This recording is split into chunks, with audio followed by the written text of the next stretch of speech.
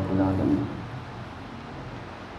All praise due to Allah subhanahu wa ta'ala, who is the creator, the nourisher, the sustainer, the provider of the entire universe, and thousands of peace, blessings, salutations, salawat and salam be upon the most noble and beloved Rasul sallallahu alayhi wa sallam, regarding whom my Aba Sayyidi wa Murshidi ala Hazrat Imam Ahmad Raza Khan very beautifully says, वो जो ना थे तो कुछ ना था, वो जो ना हो तो कुछ ना हो, जान है वो जहाँ की, जान है तो जहाँ है.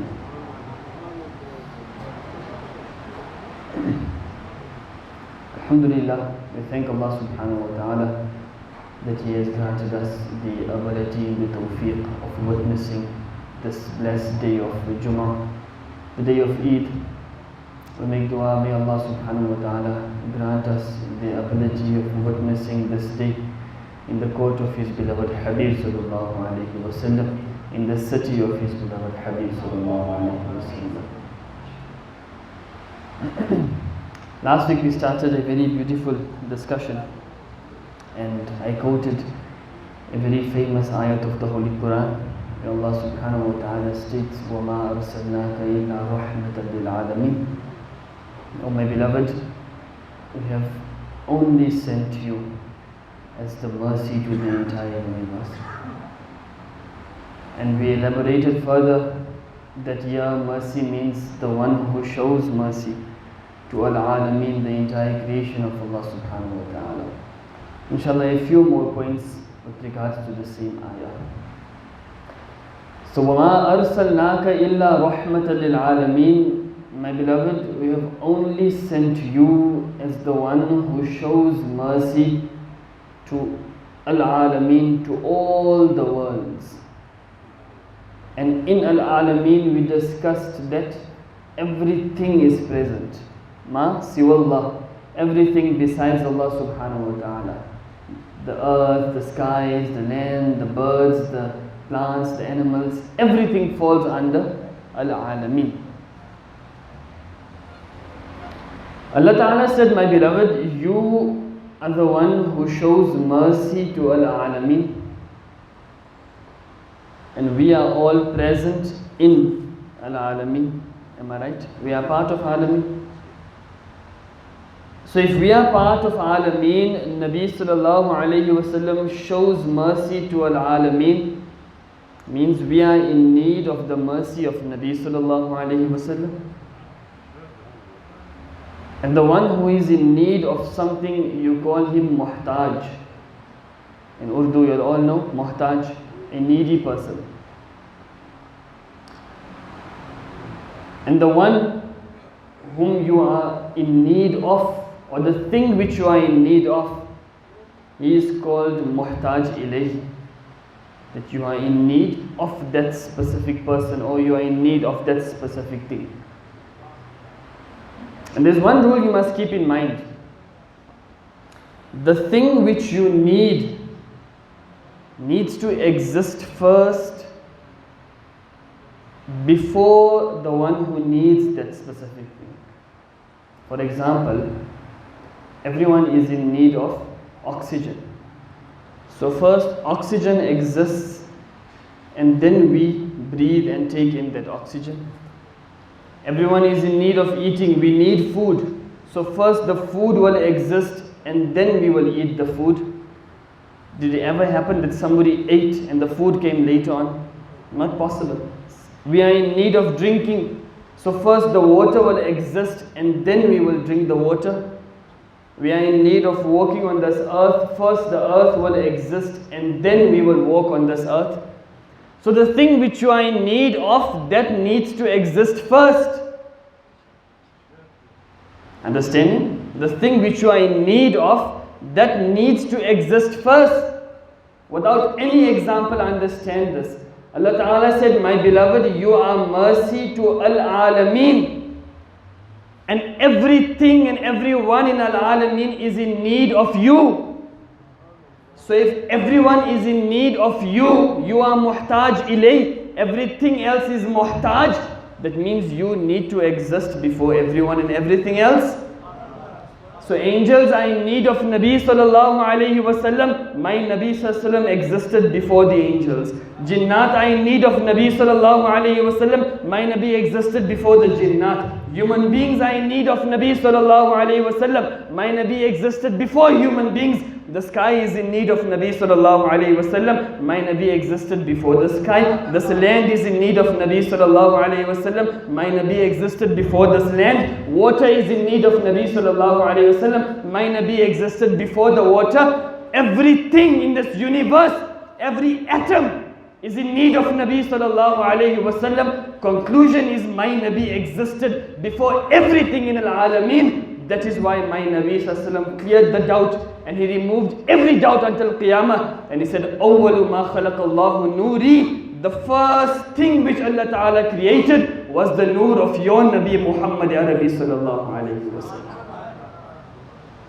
وَمَا ارسلناك إِلَّا رَحْمَةً لِلْعَالَمِينَ. My beloved, you are mercy towards everyone. Everyone is in need of you. Everything is in need of you. For them to be needy of you, you need to exist before the entire creation of Allah subhanahu wa ta'ala. So one objection can be opposed here, that somebody can raise an objection. Munasab, you saying that everything is in need of Nabi sallallahu alayhi wasallam. We are in need of food, we are in need of water, we are in need of this land. So the land existed before us, the food existed before us, the water existed before us. My Nabi sallallahu alayhi wasallam also ate food. My Nabi sallallahu alayhi wasallam also drank water. My Nabi sallallahu alayhi wasallam also walked on this earth. So Munasab, my Nabi sallallahu alayhi wasallam needed food, needed water, needed the earth to walk, which proves that my Nabi sallallahu alayhi wasallam was in need of all of these things. And if he was in need of all of these things, means the food existed before Nabi sallallahu alayhi wasallam, water existed before Nabi sallallahu alayhi wasallam, the earth existed before Nabi sallallahu alayhi wasallam. Objection can be posed. I will say, okay, let's answer this objection of yours. And this objection is only posed by someone who doesn't have love of Nabi sallallahu alayhi wasallam in his heart. See, when you are in need of something, you can't survive without that thing. We are in need of food. If there is no food, we won't survive. We are in need of water. If there is no water, we won't survive. We are in need of oxygen. If there is no oxygen, we won't survive. Somebody said, Munasab, Nabi sallallahu alayhi wasallam ate, drank, he walked on this earth, he also breathed oxygen. Means he was in need of all of these things. I will say no. He ate, he drank, he walked on this earth. Yes, he used the oxygen, but he wasn't in need of this food. He wasn't in need of this water. He wasn't in need of this oxygen. He wasn't in need of this land. You will say, how is it possible? I will say, read the Holy Quran. Nabi sallallahu, Allah subhanahu wa ta'ala says, Subhanalladhi asra bi'abdihi laylam min al-masjid al-harami ila al-masjid al-aqsa. Glory be to that Allah subhanahu wa ta'ala who took his special bondsman from Masjid Haram until Masjid Aqsa. And then carrying on, Allah ta'ala mentions ثُمَّ دَنَا فَتَدَلَّى فَكَانَ قَابَ قَوْسَيْنِ أَوْ أَدْنَى. After that, my Nabi sallallahu alaihi wasallam went in the court of Allah subhanahu wa ta'ala. My Nabi didn't go to the skies, he went beyond the skies. No oxygen was present in beyond the skies. No water was beyond the skies. No food was beyond the skies. No land was beyond the skies. But my Nabi was still existing. My Nabi was still living. My Nabi was still alive. If my Nabi was in need of food on the night of Miraj, my Nabi would not survive. If my Nabi was in need of water on the night of Miraj, my Nabi would not survive. If my Nabi was in need of this land on the night of Miraj, my Nabi would not survive. If my Nabi was in need of oxygen on the night of Miraj, my Nabi would not survive. Conclusion is yes, my Nabi ate food, he drank water, he walked on this earth, but he was not in need of this food, he was not in need of this water, he was not in need of this land. Everything in this universe is in need of Nabi sallallahu alayhi wasallam. He is not in need of anything in this universe. Another objection on this point. Okay, Munasab, you said if someone is in need of something, then that thing will not survive. without that thing which he needs. You said food is in need of Nabi sallallahu alayhi wasallam, water is in need of Nabi sallallahu alayhi wasallam, the land is in need of Nabi sallallahu alayhi wasallam. When my Nabi sallallahu alayhi wasallam went on the night of Mi'raj, then food was not supposed to exist, water was not supposed to exist, the land was not supposed to exist, because you said everything is in need of Nabi sallallahu alayhi wasallam. On the night of Mi'raj, my Nabi was not on this earth. He went beyond the skies. He went in the court of Allah subhanahu wa ta'ala. Then how was everything surviving? Which proved that everything is not in need of Nabi sallallahu alayhi wasallam, because everything was surviving without Nabi sallallahu alayhi wasallam. I said, let me answer this objection as well. And this objection is also posed by someone who doesn't have the love of Nabi sallallahu alayhi wasallam. Everyone's awake? You understand the objection, no? Okay. How far is the sun from the earth? 96 million miles. How many? 96 million miles. 96 million miles? 93 million miles? Make it 100 million miles again. Some people who were in science, they said that the sun is present on the fourth sky.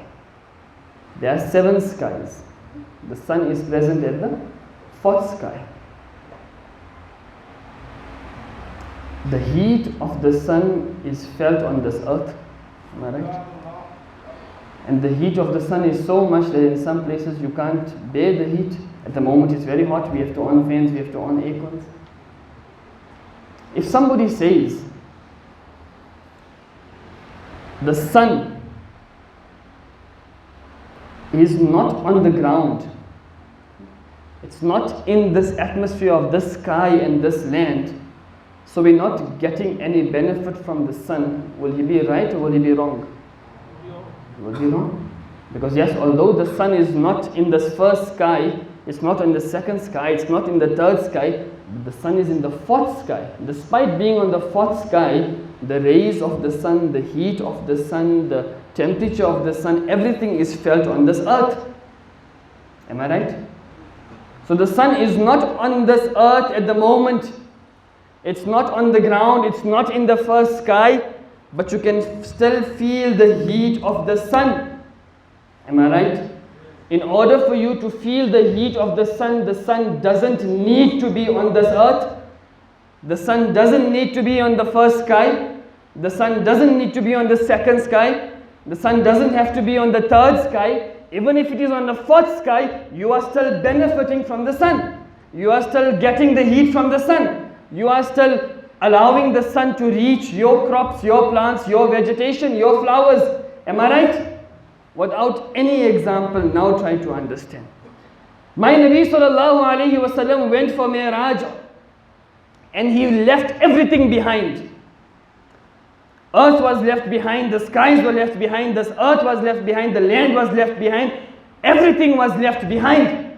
But everything was still functioning, everything was still moving. Somebody said, yeah, Munasab, it means that everything does not need Nabi sallallahu alayhi wasallam. I said, no, I just gave you an example of a sun. In order for the sun to function, it doesn't need to be around your atmosphere. It doesn't need to be on the earth. It doesn't need to be on the sky. Like that, without example, my Nabi sallallahu alayhi wasallam went beyond the skies. But Allah subhanahu wa ta'ala made the ruhaniyat, the spirituality of my Nabi attached with each and everything in this universe, that my Nabi left this universe, but still everything was functioning with the function of my Nabi sallallahu alayhi wasallam. My Nabi sallallahu alayhi wasallam left the sky, he left everything behind, but still everything was working because the ruhaniyat of my Nabi was still touching this earth and the creation of Allah subhanahu wa ta'ala. My Nabi is in the skies, that his ruhaniyat reaches everything on this earth. My Nabi is on this earth, his ruhaniyat reaches everything in the skies as well. This is like an example, let me give you. Somebody says there is load shedding, an example which you all can understand. Somebody says there is load shedding, but my house has electricity. Is it possible? If his house is connected to the main supply. And I'm not talking about solar lights, I'm not talking about emergency lights. Proper electricity. There's load shedding, nobody has electricity. Will that person have electricity in his house? Not possible. What is possible is, yes, there is electricity everywhere, but you don't have light in your house. Possible. Why? Because you didn't connect your electricity to the circuit. Let's say you connected it, still you won't have electricity. Why? Maybe you didn't put a light bulb. Let's say you put the light bulb, but still you won't have electricity. Why? You didn't on the switch. Let's say you on the switch, but still you won't have electricity. Why? Because your light bulb is not working. So it is possible that there is electricity in everyone's house, but your house doesn't have electricity because there is some problem in your house. But it's not possible that nobody has electricity, there is load shedding, and there is electricity in your house. Not possible, not existing. Likewise, my Nabi sallallahu alayhi wasallam is the asl and the base of the entire universe. If he does not exist, then nothing can exist. Yes, it is possible that my Nabi is existing, but your heart is still dark, your heart is still black, your heart is still filthy. Why? Because there is no connection with Nabi sallallahu alayhi wasallam. The moment your connection goes with Nabi sallallahu alayhi wasallam, you will see he is alive, and with his faiz and karam, everything in this universe is alive. One more point on this, let me mention. My Nabi, Allah Ta'ala said, وَمَا ارسلناك إِلَّا رحمة للعالمين. My beloved, I have not sent you but as the one who shows mercy. There has to be a reason for my Nabi sallallahu alayhi wasallam showing mercy. Why does a mother show mercy to her child? Because she is the mother. Why does a teacher show mercy to his student? Because he is the teacher. Why does a murshid show mercy towards his murid? Because he is the murshid. Allah Ta'ala said, my beloved, you are the one who shows mercy to all the worlds. So there has to be a reason behind this. Why are you showing mercy? Am I right? There has to be a reason for my Nabi Sallallahu Alaihi Wasallam showing mercy. I am not going to give the answer. Allama Alusi Rahmatullahi Ta'ala alayhi, in Tafsir Ruhul Ma'ani, he mentions the reason. Which tafsir? Tafsir Ruhul Ma'ani, one of the most authentic tafasir in Arabic language. Approximately 30 volumes. Tafsir Ruhul Ma'ani. Allama Alusi writes, he says, the reason why my Nabi sallallahu alayhi wasallam shows mercy to al-Alameen is because he is the asal, the base, the essence of the entire creation of Allah subhanahu wa ta'ala. He is the asal, the base of the entire universe. Now let me explain this for you. Asal means the base of something. We all see trees around us. The asal of the tree is the trunk. The base of the tree is the trunk. On top of the trunk you will get the branches, you will get leaves, you will get fruits. The branches, the leaves, the fruits, they all are in need of water. Am I right? If there is no water, the branches will be dried out. If there is no water, the leaves will be dried out. If there is no water, the fruits will become rotten. How does the branches, the leaves and the fruits get the water? The roots. And who sucks the water from the roots? It's the trunk. Am I right? The trunk takes the water from the roots, then the trunk shoots the water out to the branches, to the leaves, to the flowers on the tree, whatever it is, the fruits. Am I right? So branches need the water from the ground. In between, the trunk is there. The trunk takes the water, it gives it to the branches. The fruits need the water from the ground. Trunk is in between, trunk takes the water and it gives it to the fruits. The leaves need the water from the ground. Trunk takes the water and it gives it to the leaves. This trunk is the asal, it's the base, it's the main part in a tree. If this trunk does not do its function, it won't take the water, the branches will never get the water. If this trunk does not pull the water, the leaves will never get the water. If this trunk does not pull the water, the fruits will never get the water. Understand? Understood this, everybody? Now listen. Allah Ta'ala said, my beloved, you are mercy to al-Alameen. Why are you mercy? Allama Alusi says, because he is the asal of the entire creation, the base of the entire creation. And what is the job of the base? As the trunk takes the water and gives it to the branches, trunk takes the water, gives it to the fruits, trunks take the water, gives it to the leaves.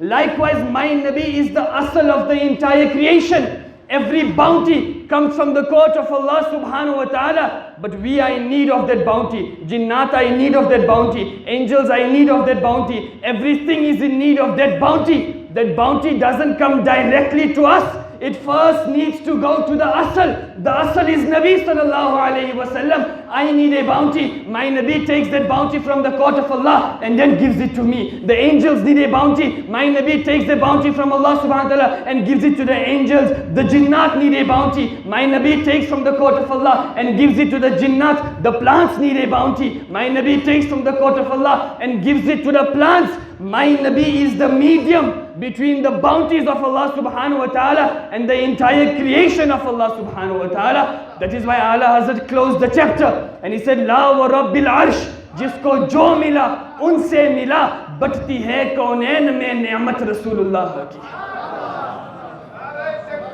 Allahu Akbar. Ya Rasulullah, Jari. Allah Hazrat Zindabad. Allah Hazrat says, Rab hai mu'ati, ye hai qasim. He is the one who grants, but my Nabi distributes. Rab hai mu'ati, ye hai qasim. Rizq uska hai, khilate ye hai.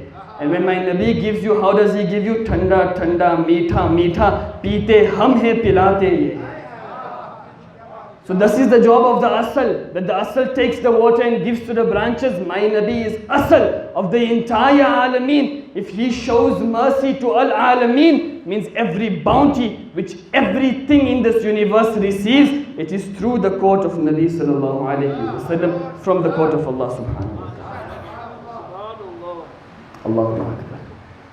Lots of other points we can discuss on this topic, but time is not permitting us. Inshallah Azza wa Jal, some other time when we get a chance, then we will discuss. As I told you last week also, this topic is such that I need approximately 1.5 to 2 hours to discuss this ayat in detail. Very briefly, I discussed many things with you. May Allah subhanahu wa ta'ala grant us the ability to understand everything. Next week, inshallah, one of our musallis, this youngster who's always in the first saf, he requested me to speak on a certain topic. And inshallah next week I will speak on the topic which he has given me, and inshallah it's a very beneficial topic as well, and the topic is the significance of the number 40 in Islam. In one of my discourses I mentioned that this number 40 is very special, and so he requested that I should speak on this, that why is this number 40 so special. So inshallah we'll discuss the beauty of this number 40 in Islam next week. May Allah subhanahu wa ta'ala grant us all the ability to act upon whatever we have learnt, and may Allah subhanahu wa ta'ala keep us all on the straight path. Jazakumullahu khair wa akhiru dawana, and alhamdulillahi rabbil alameen.